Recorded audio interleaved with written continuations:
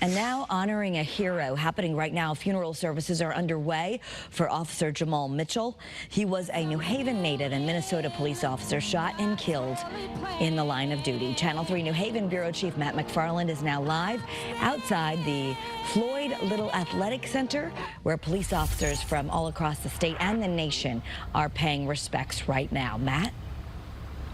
Well, absolutely, Kara. Police officer from all over, as you said, police cruisers up and down the street, including a number right here behind me from Minneapolis. Officer Jamal Mitchell's department. Not just police officers, though, members of the public, too, coming here to pay their respect, pay tribute, honor this man who was born and raised here in New Haven before moving out to Minnesota, where he became a police officer. Now, this morning, the solemn procession of motorcycles and police officers escorted the flag-draped casket of Minneapolis Police Officer Jamal Mitchell from the funeral home to the Floyd Little Athletic Center at Hillhouse High School for today's service. It was last month the 36-year-old Mitchell responded to a shots fired call when he was ambushed and shot. Now, according to his obituary, Mitchell graduated from Wilbur Cross High School in 2007.